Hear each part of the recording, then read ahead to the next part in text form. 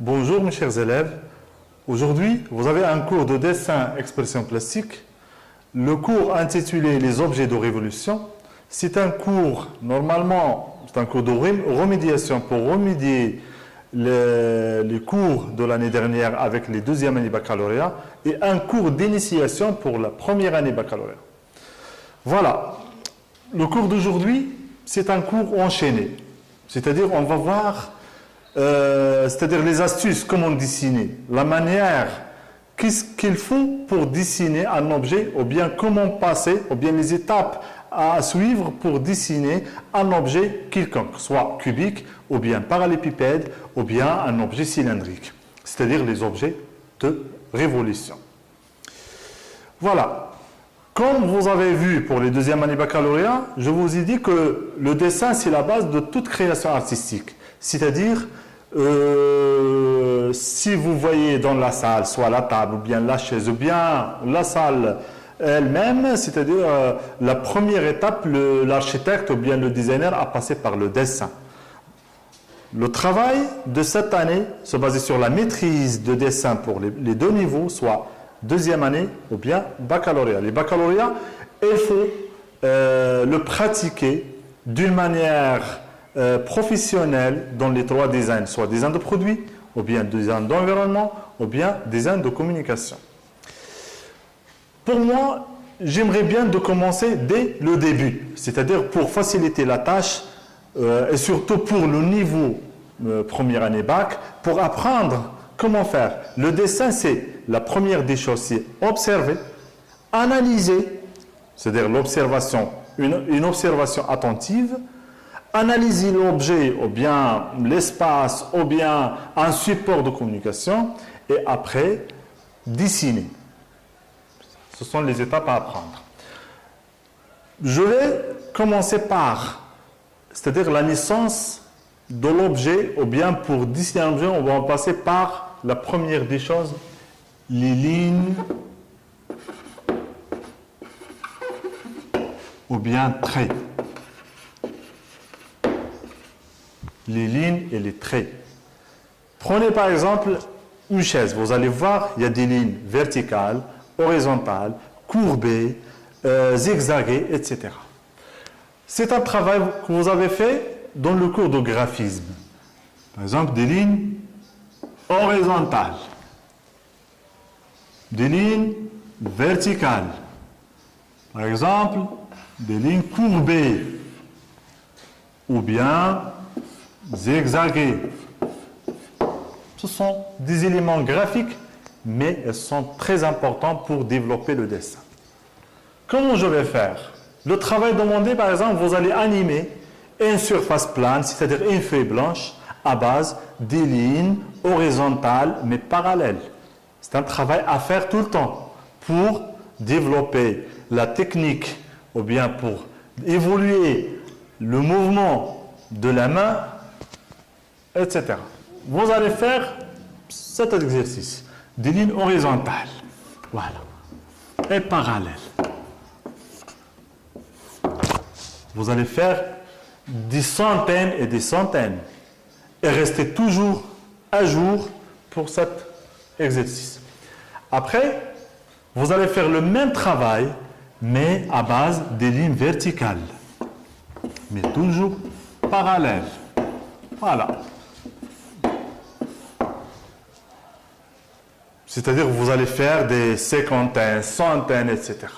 Après, vous allez faire, toujours sur la même feuille, format A3 ou bien format A4, vous allez faire des lignes inclinées, dans ce sens, toujours parallèles.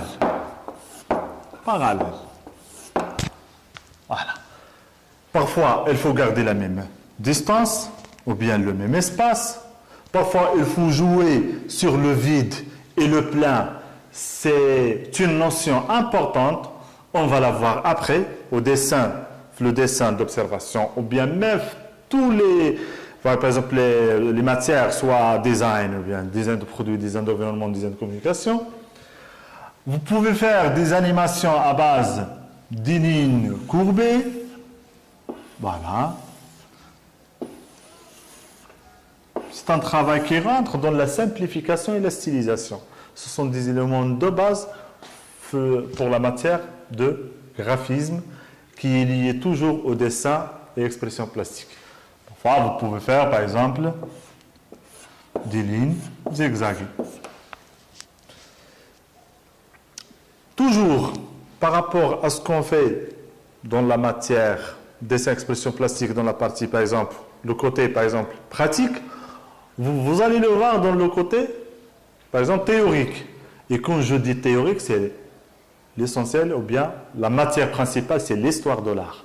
Vous allez voir les artistes, durant l'histoire de l'art, qu'est-ce qu'ils ont fait, soit les artistes cubistes, ou bien impressionnistes, ou bien les artistes de la Renaissance, ou bien les artistes japonais, ça dépend. Maintenant, on va passer à la deuxième étape. C'est la première étape. La première étape, ligne et trait. Je vous invite de faire des centaines de croquis à base de ça. On va passer à la deuxième étape. Le cours est enchaîné. J'efface le tableau. Voilà.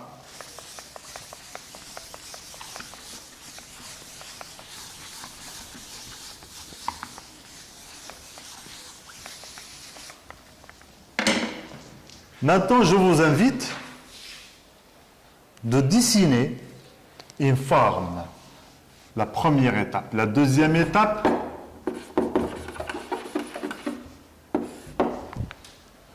les formes.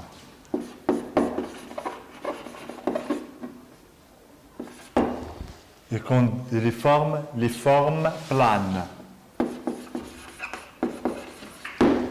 Les formes planes. Qu'est-ce que ça veut dire les formes planes? Attention, le cours, toujours, l'étape toujours enchaînée et toujours en rapport avec la première étape. Les formes planes, par exemple, un carré. Carré. Rectangle. Cercle. Triangle.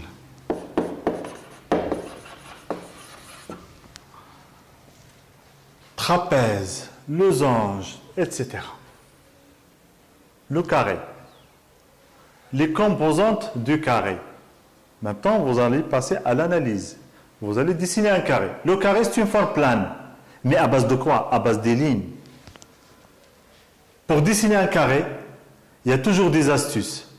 Pas comme ça, hasardement, mais il faut toujours penser d'une manière, comme ça, réfléchie, pour dessiner le carré. Pour moi, je vous invite de dessiner le carré. Le carré, c'est à base de deux lignes horizontales et parallèles.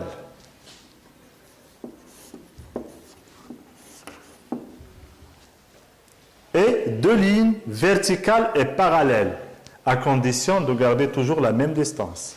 Donc, dessiner deux parallèles, c'est le cours ou bien l'étape du trait. Vous avez déjà dessiné les lignes parallèles et vous avez déjà fait des centaines de croquis.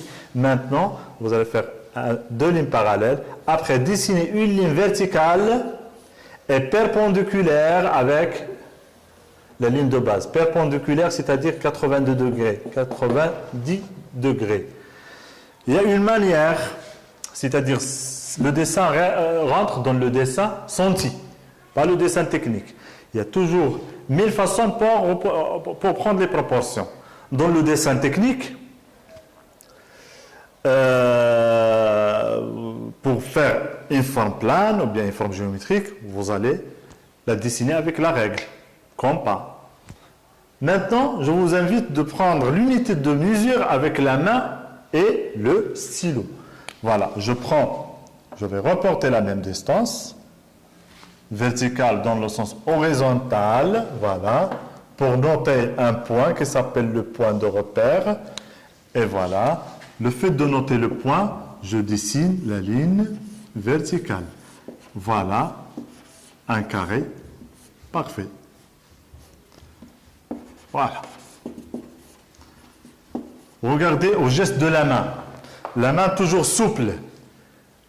Il faut toujours donner beaucoup d'importance au coude et la paume de la main, pour faire des croquis d'une manière rapide et professionnelle. Voilà. Avec cette méthode, je peux agrandir le carré. Voilà. La même chose, la ligne verticale. Voilà. Je vais reporter la même distance. Voilà. Et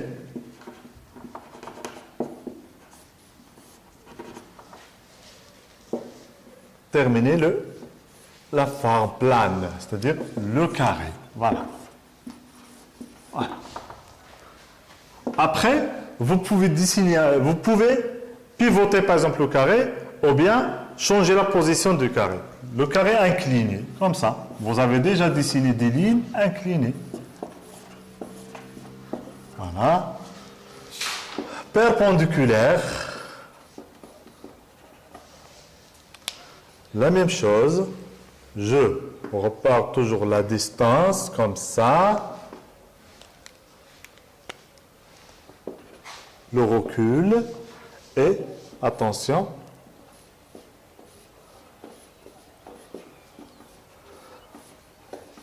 pour moi, je dessine sur un tableau. Pour vous, c'est la feuille. Il faut garder toujours la feuille fixe sur la table et bouger la main et le corps. Pour moi, c'est de la performance par rapport au dessin. Maintenant, on va passer au deuxième forme, c'est le rectangle. C'est facile, c'est-à-dire pas de proportion, mais il faut garder les parallèles. Voilà, les parallèles.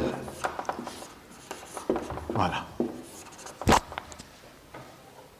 À partir de ça, je vais compliquer un petit peu les choses, surtout pour les premières années. Je vous invite de dessiner un cercle, mais à main levée. Un cercle à main levée. Pas de règle, pas de compas. Qu'est-ce que vous allez faire? Voilà. Il y a toujours des astuces. Moi, je vous invite toujours dans cette matière de penser, d'observer, analyser et dessiner. Pour dessiner un cercle à partir du carré, il faut passer toujours par les lignes de construction.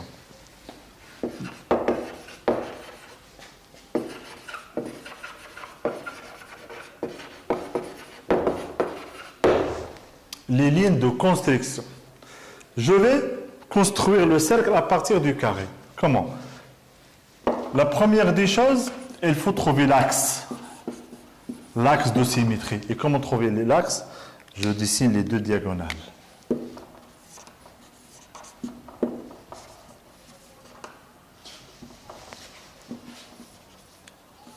Voilà. Et toujours, il faut voir est-ce que c'est juste ou non. Voilà, c'est juste. Voilà. Reportez toujours la même distance. Le fait de trouver l'axe, dessinez toujours la ligne verticale et horizontale pour ajouter plus de repères. Les repères, c'est-à-dire les points 1, 2, 3 et 4. Voilà, nous sommes toujours dans les lignes, soit verticales, horizontales et inclinées. Et après, dessinez le cercle. Voilà. Terminé. Voilà. Ça, c'est avec 4 points de 1, 2, 3 et 4. Je peux rajouter des repères sur le même carré. Je dessine les deux diagonales. Après les deux axes. Voilà. Là, je peux rajouter des points de repère. Voilà les points de repère. Par exemple, A, B, C et D. Je peux rajouter les repères. Toujours, il y a une méthode. Il faut diviser cette partie par 3. Il y a une méthode à partir de quoi? Voilà, je trace la ligne pour trouver le point de repère. Voilà. Après, cette partie, je vais la reporter ici pour trouver addition 1 sur 3. 1. Le fait de trouver le point de repère, automatiquement, vous avez la possibilité de dessiner un autre carré à l'intérieur. Vous allez voir avec le prof de graphisme. Tout ça avec le prof de graphisme. Voilà, j'ai ajouté les points de repère. Et après, tout simplement, dessiner le cercle. Voilà. Voilà, à main levée. Normalement, c'est... Voilà.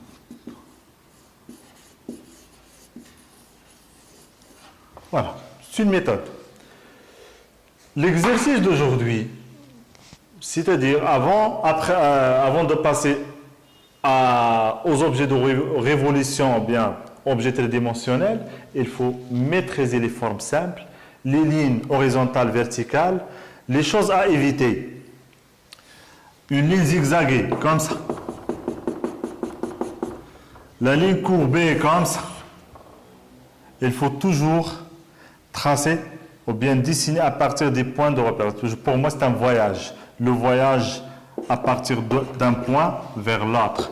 Il faut toujours garder la même distance en bougeant toujours la main et le corps. Vous avez compris? Voilà. À partir de ça, je vous invite de faire une composition abstraite. Abstraite. À la maison, vous allez faire des recherches sur le mot abstrait et vous allez faire une composition abstraite à base des formes géométriques simples. Et je vous invite de voir l'abstraction géométrique notée, Piet Mondrian par exemple, Johann van Disburg, et même les artistes cubistes. Voilà. Et vous allez faire des croquis à la maison pour faire le travail. Voilà. Le travail demandé, à partir de ça, c'est-à-dire les lignes, soit horizontales, verticales, brisées, courbées, et à partir des formes simples, vous allez faire une composition abstraite en exploitant toutes sortes de lignes et la dureté des crayons, c'est-à-dire les crayons tendres, les crayons durs, les B et les H. Voilà, composition abstraite.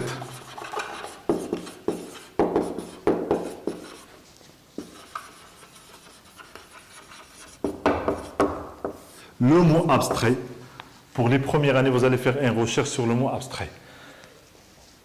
Voilà, exemple. Voilà, vous avez une feuille, ou bien un tableau, une toile, un support rigide, par exemple. Vous allez, c'est un travail personnel. C'est un travail pour moi, de création. C'est à vous de créer, c'est à vous de réfléchir, de penser et de décider.